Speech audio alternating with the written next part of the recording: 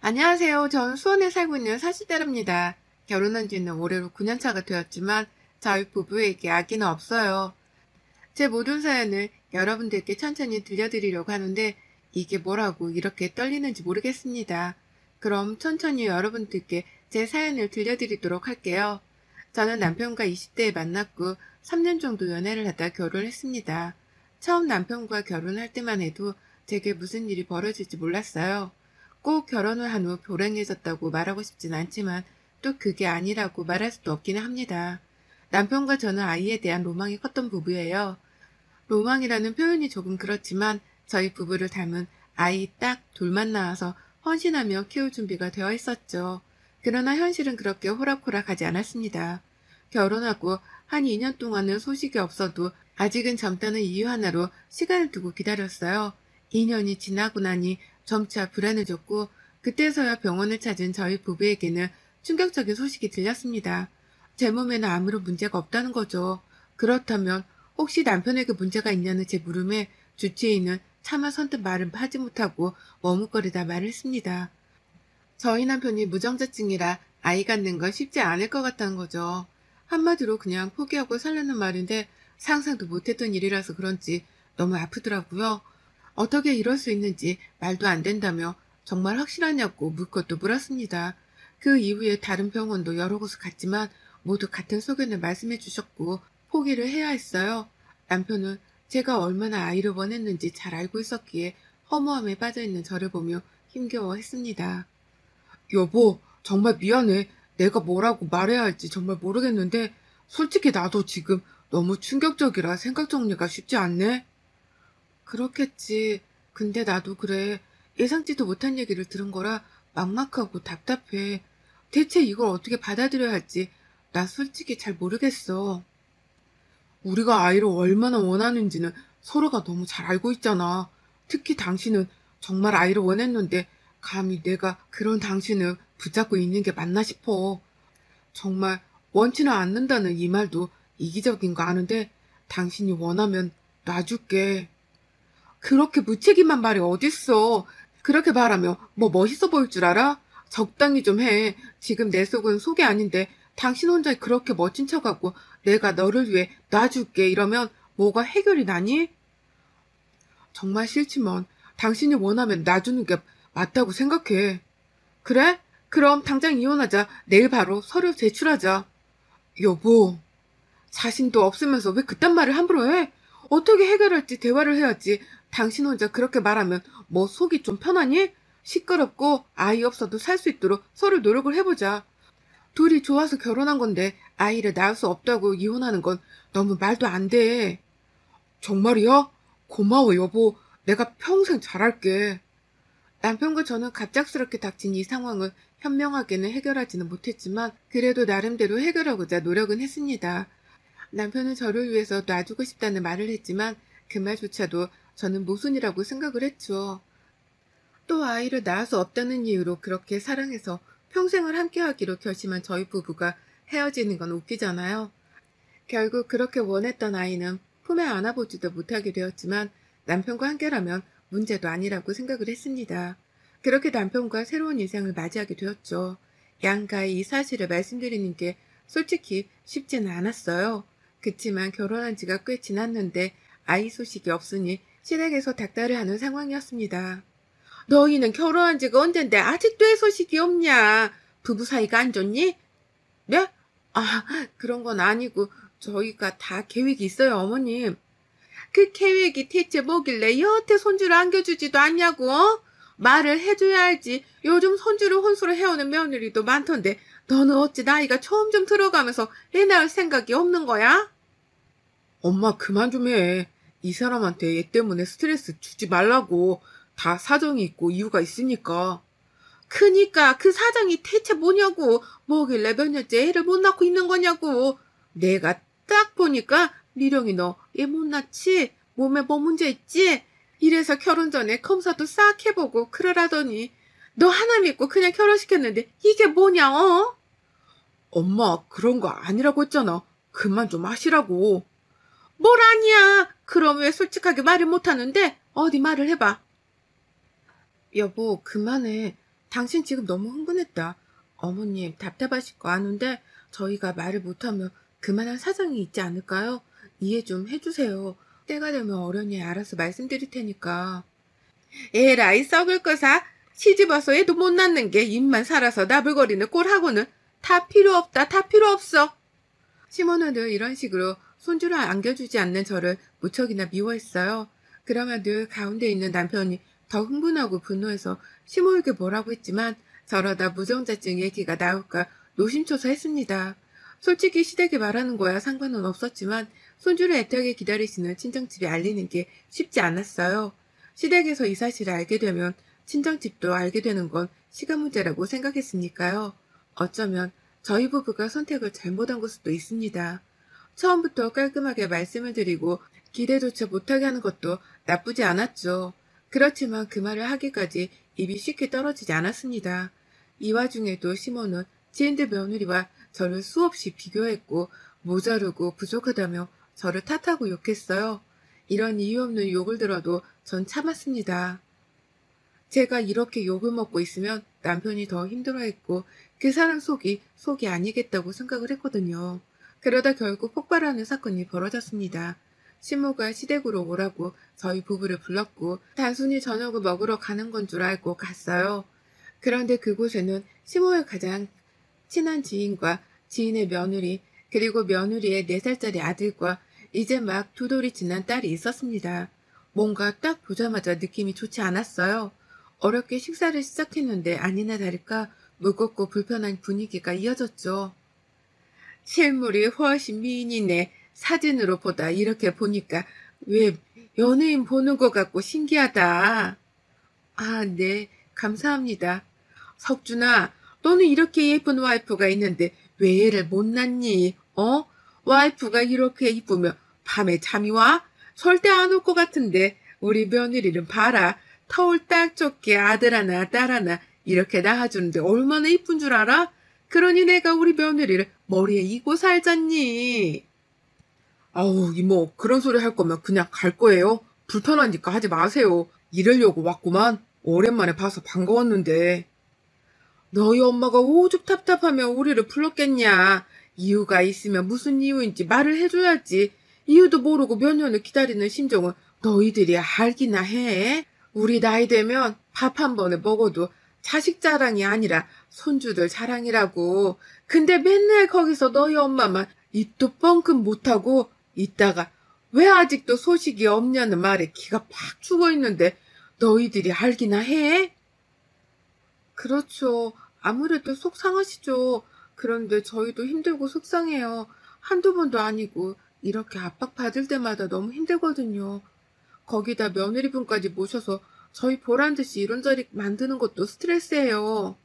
시모는 시모 지인을 앞세워서 저희 부부에게 압박을 제대로 했습니다. 마치 오늘은 꼭 단판을 지을 거라는 느낌이 강했어요. 이때 고민하긴 했습니다. 어차피 언젠가는 말해야 하는데 그냥 말할까 싶었어요. 그런데 이 상황에 남편이 너무 흥분을 한 겁니다. 본인 때문에 그렇다는 자책감이 안 그래도 심한 사람인데 여러 사람에게 공격당하는 제 모습을 보니 본인 속이 아니었겠죠. 결국 우려했던 일이 벌어졌습니다. 아 그래 그렇게 궁금하면 말해줄게. 이 사람이 날 지키려고 여태 말 못하고 욕 다 먹었는데 더 이상은 내가 못 참겠다. 잘 들어. 엄마 아들 무정자증이라 애를 못 가져.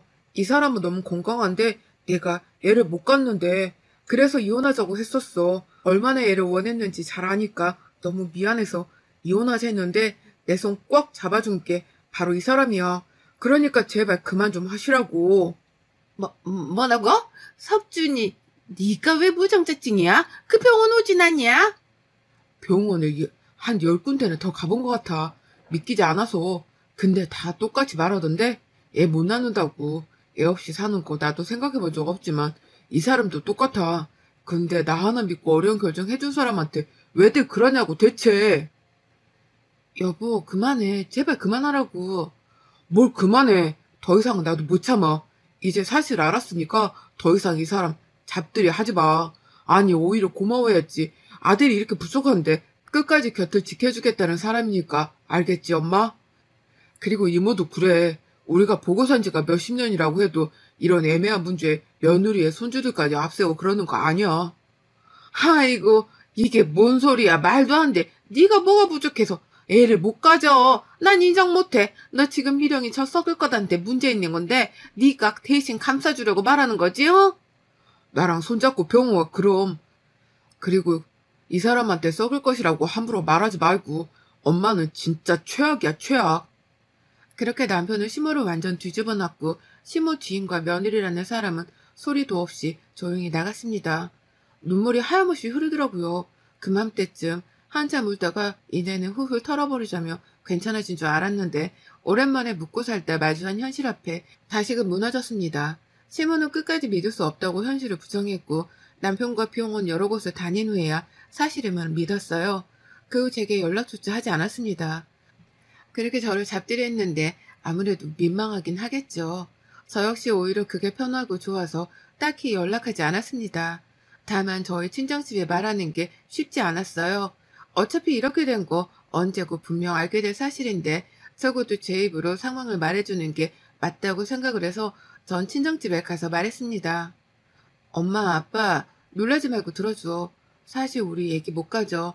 결혼하고 한 2년쯤 지났을 때 하도 애가 안 생겨서 병원 가봤더니 그 사람이 무정자증이라네. 이 현실을 받아들이고 우리는 인정하고 지금껏 잘 살고 있는데 엄마, 아빠한테 말하는 게 쉽지가 않아서 망설여졌어. 너무 늦게 말해서 미안해. 그동안 기대 많이 했을 텐데. 이상하다고 생각했어. 그렇게 아이를 원하는 너가 여태 애 소식이 없다는 건 뭔가 문제가 있다는 생각이 들더라고. 그런데 그런 일이 있었구나. 진작 엄마한테라도 말하고 편하게 살지 그랬어. 미안해, 정말로 실망시켜서.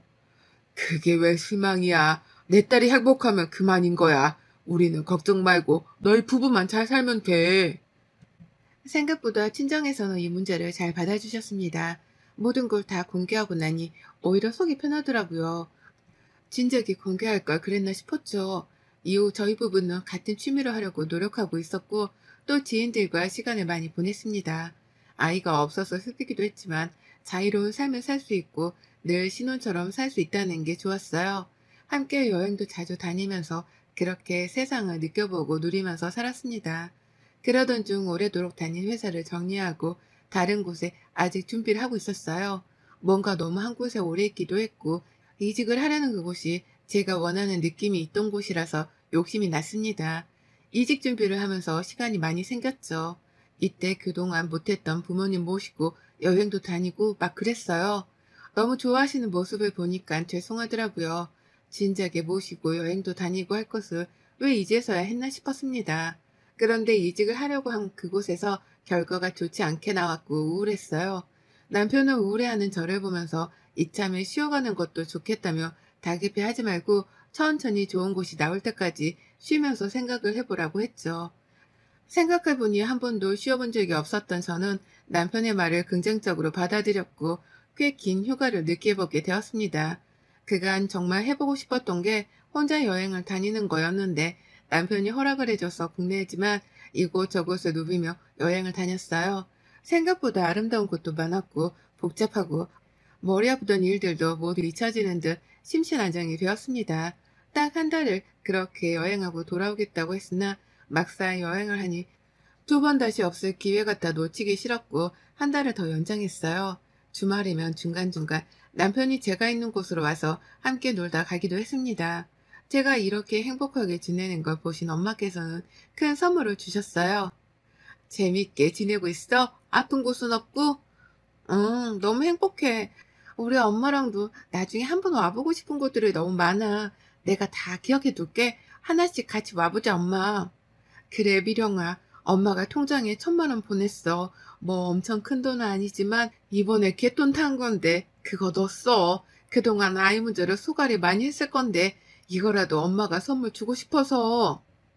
뭐야, 엄마. 이렇게 큰 돈을 갑자기 주고 그래. 나 괜찮아. 써. 이 정도도 엄마가 못 해줄까? 그 돈으로 더 좋은 호텔 잡아서 호텔에서 여행하고 더 좋은 거 먹고 그래.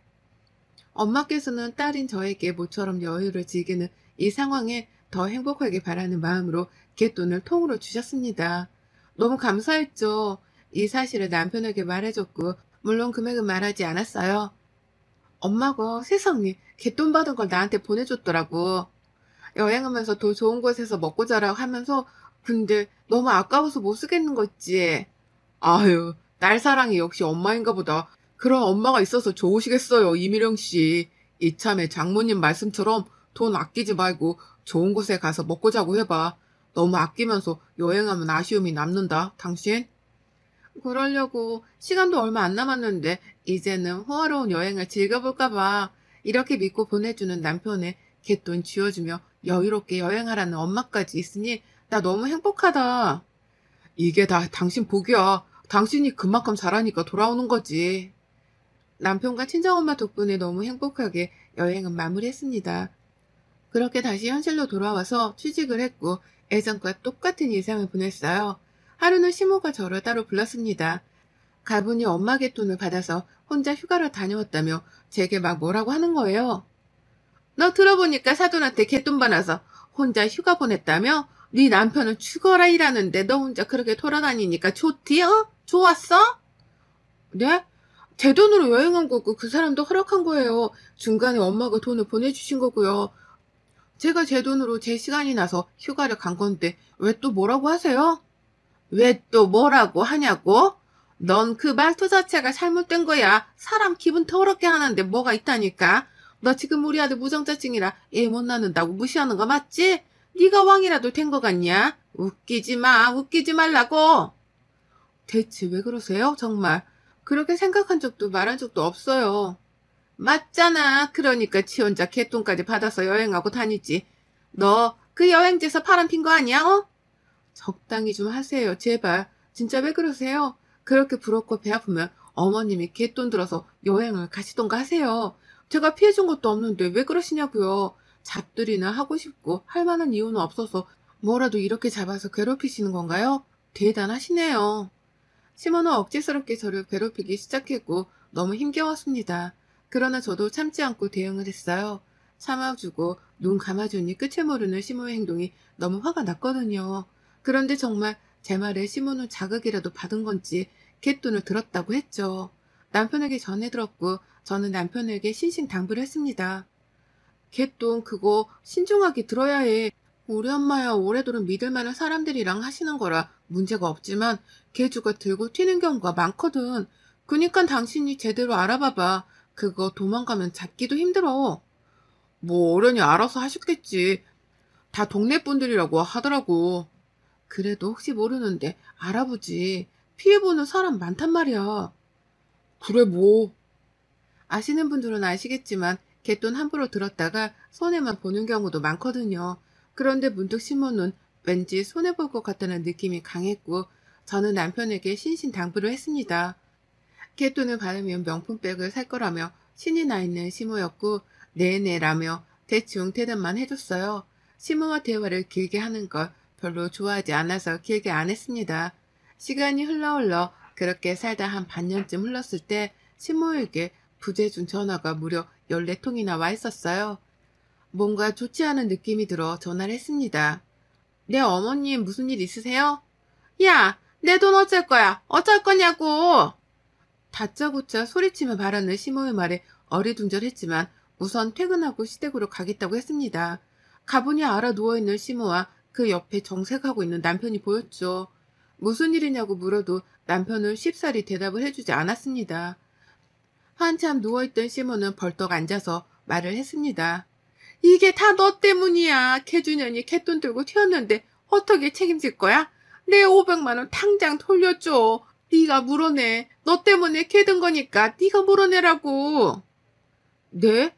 아니 그게 왜 제 탓이에요? 어머님이 좋다고 명품백 산다고 하신 거면서 왜 제 탓을 하시냐고요. 그리고 당신 어머님한테 당부 안 했어?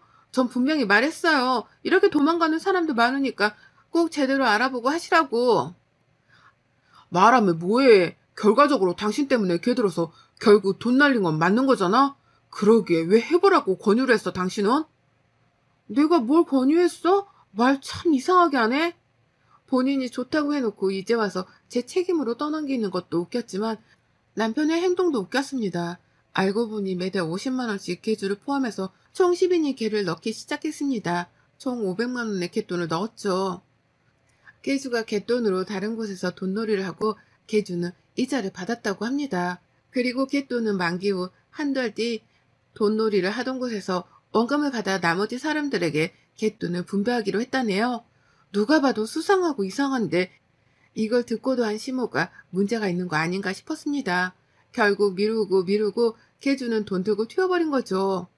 끝까지 제가 하라고 해서 했으니 500만 원을 달라며 난리치는 시모에 그래 이건 물어주라는 남편의 태도에 배신감을 제대로 느꼈습니다.